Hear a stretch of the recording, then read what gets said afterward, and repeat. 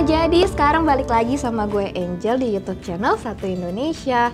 Sekarang ini gue lagi pengen ngobrol nih sama salah satu pemuda yang inspiratif banget. Dia ini tuh wirausahawan kreatif asal dari Banjarmasin, Kalimantan Selatan. Jadi dia ini tuh salah satu penerima Satu Indonesia Awards di bidang kewirausahaan di tahun 2016. Jadi buat yang belum tahu, Satu Indonesia Awards ini tuh merupakan acara tahunan Astra yang diselenggarakan setiap tahunnya untuk mengapresiasi para pemuda-pemudi yang bisa memberikan kontribusi positif nih untuk lingkungan sekitar.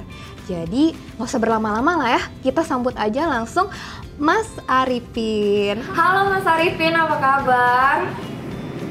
Alhamdulillah baik, Mbak Angel. Baik ya Mas. Nah, Mas kan sebagai salah satu penerima apresiasi Satu Indonesia Awards nih tahun 2016. Nah, aku pengen tahu dong, hari ini kita ngobrol-ngobrol sedikit nih ya Mas. Jadi sekarang nih Mas lagi sibuk ngapain nih Mas? Selama masa pandemi sih kita lagi fokus ke pembagian APD sih Mbak untuk masyarakat, seperti masker gitu Mbak. Ya mulai dari awal pandemi sekitar bulan Maret, karena sulitnya sekali kita dapat masker. Ya karena memang kita juga membutuhkan masker itu sendiri ya untuk produksi pembuatan kain sasirangan. Tapi ternyata seiring waktu yang biasanya kita beli dengan harga 20.000 per box, sekarang udah harganya kan cukup lumayan tinggi waktu itu, sekitar 400.000 lebih.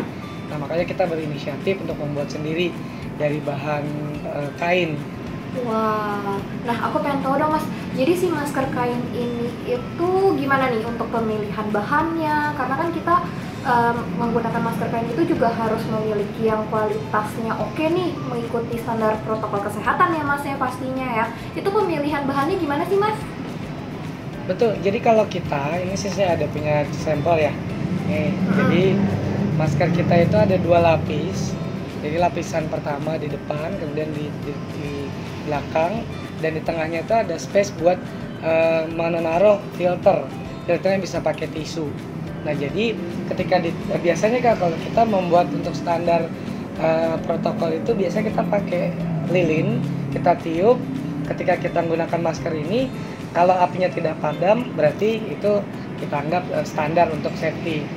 Nah kalau bahan sendiri itu kita menggunakan bahan sasirangan, tapi untuk pewarnaan ini kita menggunakan pewarna alami karena rekomendasi kesehatan memang harus yang menggunakan alami.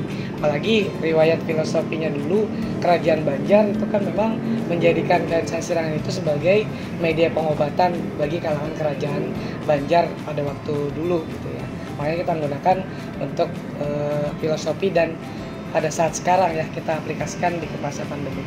Jadi kayak gini masker kita. Iya lucu banget ya, itu warnanya tuh lucu-lucu banget loh Mas. Dan itu pewarna alami ya? Iya, menggunakan kayu ulin Mbak. Jadi kayu ulin itu kayu besi ya, kalau kita bilangnya kayu besi. Itu direbus, airnya kurang lebih 4 jam itu kita rebus. Airnya kita ambil untuk buat pewarna. Keren sih, keren sih. Nah ini untuk produksinya sehari tuh bisa berapa banyak sih Mas? Kalau dulu waktu awal-awal pandemi sih maksimal kita cuma 400 per hari, karena itu swadaya kita sendiri dan memang untuk dibagikan ke masyarakat. Kalau sasaran kita sih sebenarnya ojek daring, kemudian pedagang kaki lima, terus juga masyarakat yang memang pada waktu itu harus keluar rumah ya, di saat orang social distancing, kemudian physical distancing, mereka tetap harus beraktivitas di luar rumah. Teman-teman jurnalis juga semuanya kita berikan secara gratis, tapi kita batasi per hari kita hanya bisa membagikan 400 masker. Tapi hingga saat ini itu udah bisa mencapai 1.500 masker per hari bisa kita kerjakan. Wah, banyak ya ternyata produksinya ya Mas. Terus aku ada dengar-dengar nih hal unik yang Mas Arifin tuh lakukan di dalam produksi masker kain ini. Karena Mas Arifin ini merangkul kaum-kaum marginal ya Mas ya? Betul. Nah, boleh diceritakan mungkin? Kalau di tempat kita memang kan ada teman-teman difabel, kemudian ada juga yang mantan ex-napi, kemudian ada juga anak jalanan, mantan pecandu narkoba, juga ada yang biasa kita kerjasamakan dengan rumah damping BNN provinsi. Nah makanya apalagi di masa pandemi kan banyaknya pengurangan tenaga kerja di berbagai tempat lapangan pekerjaan. Nah, makanya kita memberikan tetap untuk stabil teman-teman meski di rumah aja bekerjanya, kita tetap berkolaborasi memberikan lahan pekerjaan untuk mereka bisa terus produktif. Makanya teman-teman kayak difabel gitu ya, difabel itu juga sering bisa komplain kalau kita menggunakan masker yang tertutup untuk mulut kita full begini, mereka akan komplain. Kayak gini juga dia akan komplain karena teman-teman difabel itu dia akan mengakses komunikasi itu melalui isyarat, gerak tubuh dan gerak bibir. Makanya teman-teman difabel itu minta bikinkan khusus kayak gini nih. Nah, kita menggunakan untuk mereka bisa lihat gerak bibir kita ketika berbicara. Nah, makanya untuk yang difabel juga kita bikinkan khusus maskernya tersendiri karena mereka harus akses untuk komunikasi lewat gerak bibir kayak gitu. Itu ini ya, mika atau plastik itu ya berarti bahannya ya? Iya, kita kain sasirangan kemudian di tengahnya pakai mika. Oh, oke. Jadi biar teman-teman difabel juga tetap bisa berkomunikasi secara lancar ya meskipun di masa pandemi ini ya Mas ya? Betul, karena mereka sering video call, sering juga kegiatan langsung bersamaan. Itu wajib menggunakan masker supaya bisa akses ya kita menggunakan yang transparan. Nah, untuk seperti teman-teman kita yang difabel ini mungkin Mas ada training khusus untuk mereka atau gimana sampai mereka tuh bisa terampil banget nih bisa memproduksi kain-kain masker ini gitu? Dari dulu memang sebenarnya ada yang bisa ngejahit, ada belum sama sekali, ada yang memang bidangnya juga dulunya mereka adalah mengerjakan sasirangan. Sekarang di masa pandemi kita alihkan semua untuk membuat produksi masker, makanya kita dari nol sama sekali mengajarkan mereka menjahit, membuat standarisasi, model-model masker itu kita ajarkan dari nol. Sehingga mereka bisa berbagai macam jenis masker, bentuk dan desain juga bisa pesan. Mas Arifin itu membagikan masker kain gratis ya ke masyarakat. Nah, itu tanggapan masyarakat seperti apa nih Mas? Tanggapannya sih ada dua sisi ya, ada positif, ada negatif. Kalau negatifnya itu kita memang sering pelaku usaha di luar sana kan menjual juga produk-produk masker dari kain berbahan dasar masker sasirangan dan lain-lain. Tapi harga mereka juga lumayan mahal dari 15.000 sampai ke atas. Nah, di tempat kita kan gratis, makanya negatifnya ya keberadaan kita itu menjadi penghambat bagi mereka. Tapi kalau positifnya, dengan adanya kita berbagi masker secara gratis, itu dari teman-teman jurnalis yang dari media lokal maupun nasional sering datang ke kita pada waktu itu, mereka mempublikasikan. Nah, sehingga banyak instansi, komunitas, perusahaan yang bekerja sama dengan kita dengan cara mereka memberikan pengadaan bahan baku, kemudian mereka membayar jasa jahit dari 2.000 sampai 2.500 per pieces, sehingga terjadilah kerjasama untuk pembuatan produksi masker itu dengan kapasitas yang lebih besar. Ini tanggapannya ada yang positif, ada yang negatif. Nah, itu kan jadi tantangan tersendiri juga ya untuk Masnya itu gimana cara mengatasinya tuh untuk kayak mungkin bisa apa yang Mas lakukan untuk bisa memberikan penyuluhan mungkin ke masyarakat atau gimana gitu untuk biar kita sama-sama berjuang di masa pandemi ini bersama gitu. Kita terbantunya sih adanya teman-teman jurnalis ya yang sering datang ke kita menanyakan di luar sana tuh kan mahal sekali, kenapa kalian kok gratis gitu. Bahkan per hari 400, bayangin kalau 400 pieces dikalikan 10.000 aja udah berapa nilai rupiah yang kalian dapatkan. Padahal kan di luar sana orang paceklik ya di kondisi pandemik gitu. Tapi kita yang kita kejar kan bukan finansialnya ya, tapi kebermanfaatan memang untuk seluruh lapisan masyarakat. Kita memang butuh penghidupan baik itu masa pandemik maupun stabil kondisi, tapi tidak mesti dengan semuanya kita mencari keuntungan dari musibah kita bersama ya di Indonesia, bahkan di seluruh dunia gitu. Makanya kita terus edukasi masyarakat untuk terus bisa bahwa keberadaan kita bukan untuk menyaingi teman-teman di luar sana, tapi kita berpartisipasi membantu bagaimana semuanya bisa menggunakan masker. Iya, betul sekali ya. Jadi kita memang harus bisa bergandengan tangan nih bersama-sama untuk bisa menang dari masa pandemi ini ya. Betul. Nah, Mas, ini kan Mas juga sebagai salah satu orang yang sangat peduli terhadap lingkungan ya, Mas ya. Nah, aku tuh pengen tahu dong, jadi kegiatan selain memproduksi masker, apa yang Mas lakukan yang berkontribusi nih terhadap lingkungan?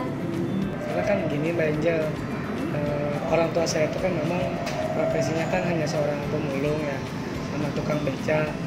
Ibu saya kan yang membersihkan sisa-sisa sampah yang dihimpun oleh bapak. Makanya beliau sih punya keinginan, mimpi, pengen punya sekolahan ya, sekolahan yang memang dikhususkan untuk masyarakat. Makanya ketika beliau meninggal, maka saya mendirikanlah kegiatan yang lebih concern lagi di rumah kreatif dan pintar itu. Kayak gitu.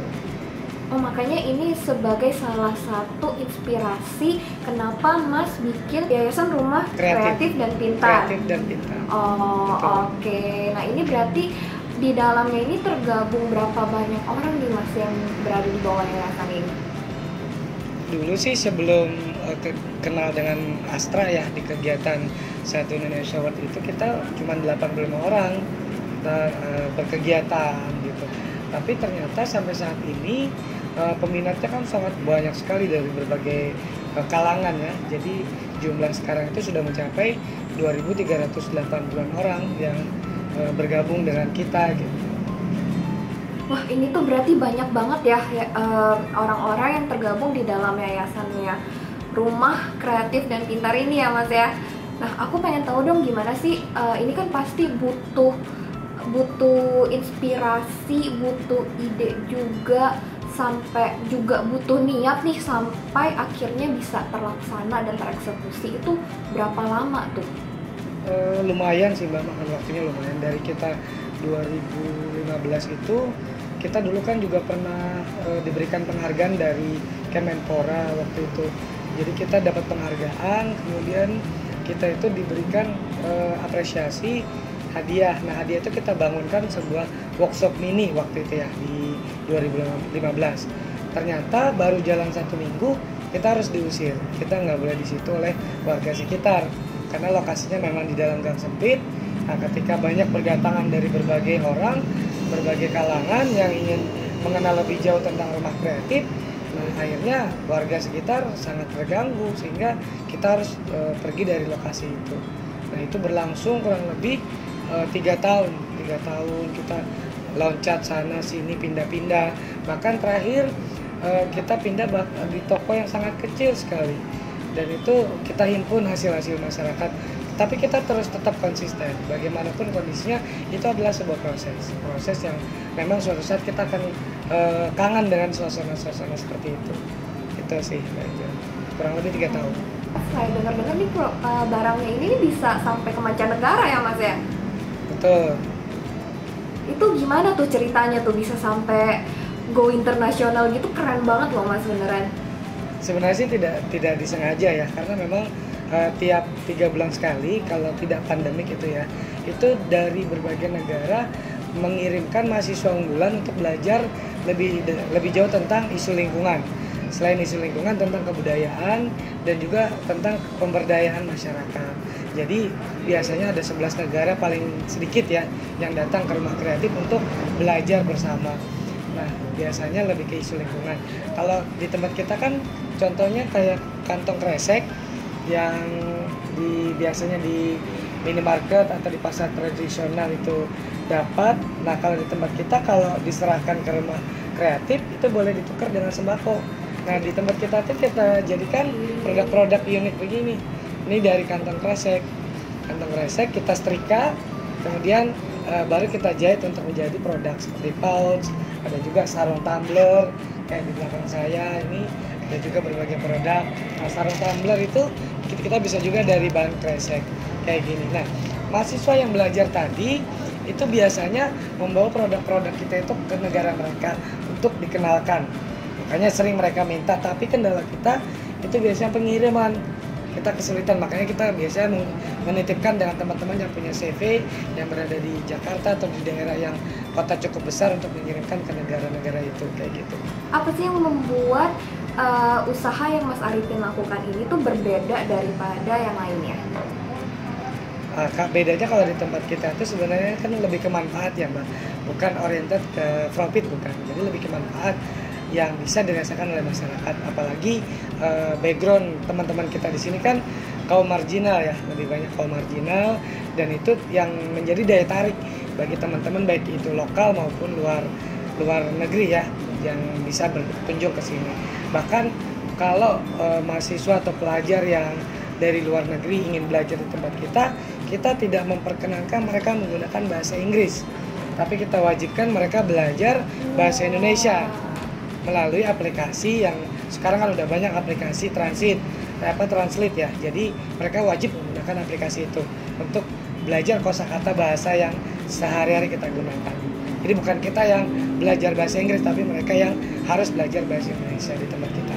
Kayak gitu, itu yang mungkin sedikit beda dengan tempat lain. Apalagi produk ini outputnya adalah ketika mereka berbelanja itu mereka membantu teman-teman yang ada di Rumah Kreatif dan Pintar.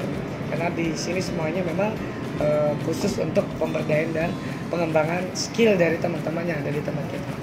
Jadi benar-benar ini tuh unik banget ya, selain dari Mas Arifin juga meningkatkan kepedulian mereka terhadap lingkungan, tapi Mas Arifin juga memperkenalkan budaya Indonesia nih ke pelajar-pelajar lainnya gitu ya. Mas itu kan dari pengalaman sendiri ya, sampai Mas itu tuh benar-benar sangat, gue harus semangat nih pokoknya untuk bisa berkontribusi terhadap lingkungan. Tapi kan kalau ketika kita usaha sendiri, kita kan butuh untuk bergerak bersama nih Mas. Gimana Mas bisa mengajak masyarakat juga untuk lebih bisa peduli terhadap lingkungan gitu?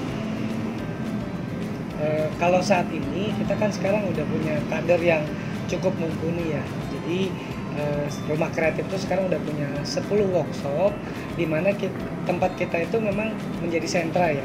Di yang tempat saya sekarang ini itu adalah sentranya kita, tapi di beberapa titik di Banjarmasin itu sudah kita pecah.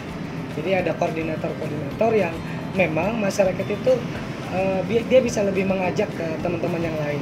Jadi setiap koordinator wajib merekrut kembali masyarakat sekitar lingkungannya, sehingga satu lokasi itu sudah bisa ratusan orang, ada yang puluhan orang dengan berbagai macam bidang. Makanya kita sekarang sudah punya tersedia untuk bisa dipelajari di Rumah Kreatif itu ada di 10 titik lokasi. Nah dari 10 titik lokasi ini kan berarti kan Mas mengembangkan bisnis Mas nih ya, itu tuh ada tantangan tersendiri nggak sih, atau mungkin ada penolakan dari masyarakat sekitar gitu? Dulu waktu yang awal mula, tapi yang di tempat dulu kita pernah diusir, itu kita sekarang mulai mengajak kembali ya ke mereka dengan memberikan manfaat yang betul-betul bisa mereka rasakan. Makanya sekarang di yang tempat dulu kita diusir, sekarang sudah digotong royongi oleh masyarakat, dibangun secara permanen. Nah, masyarakat yang tergabung di sana, orang-orang oknum-oknum yang dulu memang yang kontra dengan kegiatan kita, tapi saat ini mereka betul-betul mendapat manfaat. Itu aku lihat tuh ya di belakang ini produknya lucu-lucu banget tuh modelnya. Boleh nggak sih aku mau lihat lebih jelas lagi? Boleh. Kalau produk unggulan macam-macam sih, ada yang dari daur ulang, ada yang bentuk anyaman juga banyak. Jadi tergantung dari customer sih, karena kita menyediakan berbagai macam bidang sih Mbak. Untuk desain barangnya sendiri, ini tuh emang idenya Mas Arifin atau emang ada timnya nih Mas? Terkadang juga ada yang custom, ada juga yang otodidak, ada juga memang ide-ide dari masyarakat kita input. Tapi ada kualitas ya, kualitas dimana ada quality control dalam setiap produk yang kita pasarkan, sehingga memang kualitasnya betul-betul terjamin. Meskipun bahannya daur ulang, tapi mutu dan kualitas tidak seperti barang bekas. Mereka tetap kualitasnya kualitas terbaik gitu. Sama aku Mas pengen tahu banget nih. Ini berarti yang memproduksi barang-barangnya juga ini tuh dari kaum marginal dan juga teman-teman difabel juga ya? Betul. Jadi semuanya kita kolaborasikan. Karena di tempat kita tuh sudah tidak ada beda lagi antara ini difabel, ini normal, ini ex-napi, mantan ex-napi. Itu kita sudah semuanya menjadi satu keluarga besar gitu. Jadi tidak ada pimpinan di sini, tapi menjadi bagian keluarga. Aku pengen tahu nih, ada berapa banyak macam produk yang Mas jual di sana? Jadi kita punya produk anyaman, namanya bahan bakunya sih dari rumput yang biasanya ketika kemarau di Kalimantan Selatan kan sering polusi kebakaran tuh. Nah biasanya identik penyumbang terbesar bahan bakunya adalah rumput ini. Ini bahannya rumput yang dikeringkan. Ada yang ukuran kecil, ada yang besar. Ini untuk sedotan juga bisa, supaya kita tidak menggunakan sedotan plastik. Dia bisa menggunakan sedotan ini juga. Tapi kalau di tempat kita ini biasanya lebih dominan kita hanya menjadi tas dan dompet. Produk anyaman dari bahan baku alami rumput urun. Gimana cara tahunya sih, trial and error-nya tuh berapa lama tuh Mas? Kalau dulu memang udah digunakan orang zaman dulu ya, bahan baku ini dia hanya untuk dijadikan namanya bakul ya kalau tempat kita, tas belanja. Jadi mereka nggak menggunakan plastik kalau memang dari zaman dulu ya. Tapi kan tidak mesti harus untuk fashion produknya masa setara dengan harga 4.000-5.000 rupiah. Karena dulu kan bahan baku itu diproduksi untuk bakul harganya 5.000 maksimal. Tapi kalau di tempat kita sudah berbeda, kita udah kemas. Karena dulu di tahun 2018 itu kita kedatangan dari teman-teman Kementerian Lingkungan Hidup melalui Pak Imam Prasojo dengan teman-teman desainer dari Jakarta untuk membantu kita lebih ke fashion. Jadi kita dibantu mereka untuk mengemas desain-desain yang dibutuhkan pasar untuk kemasan yang lebih menarik kalangan-kalangan fashionable kayak gitu. Ini benar-benar keren banget sih. Mas ini kan sebagai salah satu penerima apresiasi Satu Indonesia Awards nih ya tahun 2016. Nah, aku pengen tahu dong, kita flashback sedikit nih ya Mas ya. Itu perasaannya Mas tuh gimana sih tahu bisa jadi finalis bahkan menjadi salah satu penerima Satu Indonesia Awards nih? Jadi ketika saya tuh didaftarin sama orang yang sampai sekarang saya nggak tahu siapa yang ngedaftarin untuk ikutan kegiatan ini. Makanya waktu saya dikontak waktu itu media Tempo, saya ingat betul waktu 2016 saya dikontak sama teman dari Tempo bahwa dinyatakan ada yang ngedaftarin dan kamu layak lolos untuk lanjutan tes berikutnya gitu. Nah saya pikir ini jangan-jangan penipuan nih, saya nggak tahu. Astaga, jadi waktu itu nggak saya gubris. Nah ternyata ketika memang betul-betul dikomunikasikan oleh Tempo secara lebih detail, saya baru nangkep. Nah baru saya ngecek email, saya ngecek arahan-arahan dari Tempo. Makanya saya mengikuti lanjutan kegiatan itu. Baru ketemu dengan dewan-dewan juri yang biasanya saya hanya lihat di TV ya. Jadi betapa sangat bangganya diri saya bertatapan langsung dan dijuri oleh beliau-beliau yang saya kagumi dan saya jadikan inspirator dalam hidup saya, terutama Pak Profesor Hemi Salim, Putri Mumpuni, kemudian Bapak Srijal dan lain-lain. Itu saya sangat kagum dengan beliau-beliau. Itu benar-benar serasa mimpi jadi kenyataan banget ya Mas ya. Iya betul. Nah aku keren banget sih, senang banget bisa dengar Mas nih benar-benar tersupport juga ya, karena Mas memberikan kontribusi yang baik terhadap lingkungan secara nggak langsung juga. Mereka memberikan timbal balik yang positif juga ke Mas dengan ya salah satunya mencalonkan Mas menjadi salah satu finalis Satu Indonesia Awards ya di tahun 2016 itu. Nah perbedaan apa sih Mas yang dirasakan setelah menerima apresiasi Satu Indonesia Awards? Jauh sekali ya perbedaannya, terutama apalagi ya Astra itu kan sebenarnya ya setahu saya kalau udah lomba ya udah gitu kelar. Tapi ternyata Astra itu memberikan apa yang kita butuhkan, bukan yang kita perlukan ya, tapi yang kita butuhkan. Kayak contoh, nih saya nggak tahu nih teman-teman di Jakarta sering foto di samping, kan ada Setiabudi Astra tuh di MRT, mereka foto di samping fotonya kita yang dipublish oleh Astra di situ. Jadi terus-terusan Astra itu memfollow up kita lewat berbagai macam caranya ya untuk bisa lebih dikenal oleh masyarakat, terutama dari segi kegiatan kita. Apalagi di Banjarmasin kan nggak ada MRT, saya pun pernah naik MRT mencoba dari Monas ke jalan kaki sebentar ke arah sini dekat Bundaran HI sampai ke Setiabudi Astra. Ternyata betul ada gambar-gambar kita di sana untuk menjadi inspirasi masyarakat di Indonesia. Nah itu salah satu bukti kesungguhan Astra, konsisten Astra dalam mendampingi kita sebagai penerima Satu Indonesia Award. Jadi memang tidak hanya menjadi penerima Satu Indonesia Awards di tahun 2016 doang, tapi memang Astra itu membimbing Mas Arifin juga untuk terus bisa berkontribusi positif terhadap lingkungan, dan juga ini tuh jadi kebanggaan tersendiri ya Mas ya, fotonya tuh ada di MRT situ ya. Tapi foto itu waktu itu jadul sekali ya, jadi kita ketawa aja kalau ngeliat. Sekarang nih ya Mas ya, jadi memang ini tuh cerita Mas Arifin tuh sangat menginspiratif banget, apalagi untuk kita yang kaum-kaum muda, kaum-kaum milenial, bahwa kita tuh harus berkontribusi terhadap lingkungan, karena berawal semua itu tuh dari niat dalam hati ya. Semua yang kita lakukan dari hati itu pasti hasilnya akan baik ketika memang kita mau berusaha semaksimal mungkin ya Mas ya. Ini udah terbukti banget ya dari cerita kehidupannya Mas Arifin nih sampai sekarang ya. Bener-bener bagus banget, aku aja nih tertarik nih buat beli si tas purun ini. Nah kalau aku misalnya mau beli, aku nanti kontak Mas aja ya. Boleh, atau japri lewat Instagram kita juga boleh. Lihat koleksi-koleksinya di sana ada. Apa tuh Mas Instagramnya, boleh nggak di-share? Boleh, Rumah Kreatif dan Pintar 74. Dicatat ya guys ya, ini @rumahkreatifdanpintar74 untuk bisa beli barang-barang daur ulang yang keren ini nih, hasil karya dari Rumah Yayasan Kreatif dan Pintar. Nah jadi Mas Arifin, aku pengen tahu dong, dari semua yang udah Mas Arifin lakukan nih, kontribusi yang Mas Arifin sudah berikan juga ke masyarakat, terhadap lingkungan juga, harapan terbesar dari Mas Arifin tuh gimana?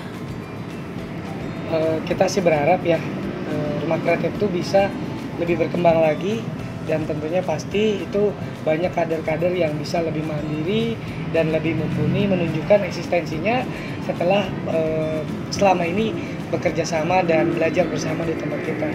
Apalagi nih program-program selanjutnya yang bakal Mas Arifin lakuin? Tentunya kita akan terus memperluas kegiatan yang positif ini untuk masyarakat. Apalagi sekarang kan kita sudah punya 10 workshop di Banjarmasin yang dikembangkan oleh kader-kader yang memang masyarakat itu berpotensi untuk membawa energi positif untuk bisa diikuti masyarakat sekitarnya. Jadi saat ini kita sudah punya 10 workshop, kemudian ada 6 bidang yang bisa dipelajari di Rumah Kreatif. Kedepannya bisa lebih nanti kita kembangkan lagi. Mudah-mudahan nanti seluruh kabupaten kota Kalimantan Selatan kita punya sentra untuk yang namanya pusat belajar masyarakat, bisa didapatkan atau dirasakan betul-betul masyarakat yang ada di lingkungan. Nah, dari Masnya sendiri tuh ada dua patah kata mungkin buat kita generasi muda, generasi penerus, bahwa kita tuh memang harus sadar dan bergerak bersama bahwa lingkungan ini tuh, kepedulian terhadap lingkungan itu tuh penting gitu. Khususnya untuk anak muda, kemudian juga maupun masyarakat luas gitu.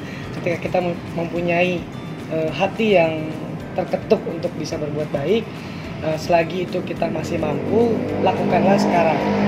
Jadi jangan sampai nanti niat baik itu tertunda besok atau besoknya, sehingga nanti kita tidak sempat melakukan hal baik yang berdampak untuk positif bagi masyarakat. Apalagi sesuatu yang baik itu kalau kita lakukan itu pasti akan feedbacknya ke kita juga akan positif, akan baik.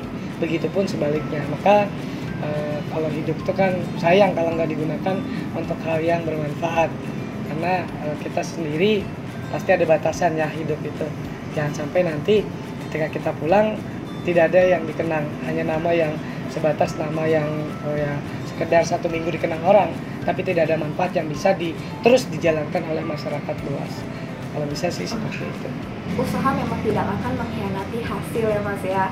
Jadi Betul. aku terima kasih banget nih untuk waktunya Mas Arifin. Terima kasih juga untuk cerita kehidupan Mas Arifin, perjuangan Mas Arifin yang sangat inspiratif sekali. Dan juga terima kasih untuk pesan-pesannya untuk kita generasi muda nih Mas ya. Terima kasih.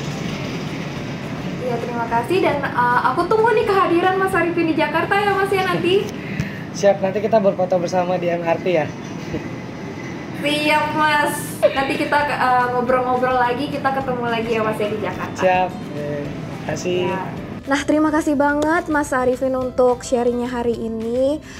Sangat-sangat menginspirasi banget, apalagi untuk generasi-generasi muda ya, generasi-generasi penerus.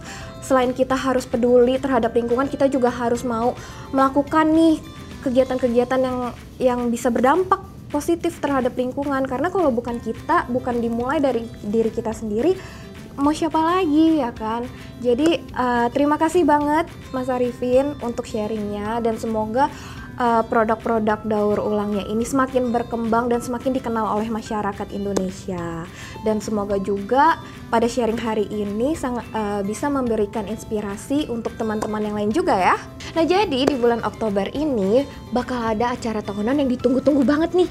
Apalagi kalau bukan Awarding Satu Indonesia Awards ke-11 di tahun 2020 yang akan ditayangkan secara eksklusif di YouTube channel Satu Indonesia pada tanggal 31 Oktober 2020.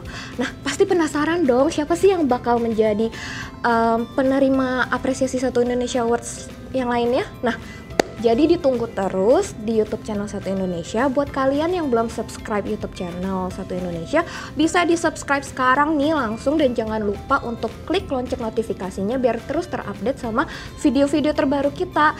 Jadi guys, pantengin terus